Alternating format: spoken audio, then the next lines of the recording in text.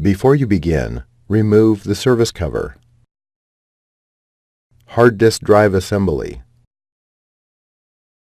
Optical drive. Keyboard. And top cover. Removal. Using minimal force, lift the locking bar up on the optical drive ZIF connector and disconnect the optical drive connector cable from the system board. Remove the optical drive connector cable from the routing channel on the base enclosure. Remove the optical drive connector from the retention tabs on the base enclosure.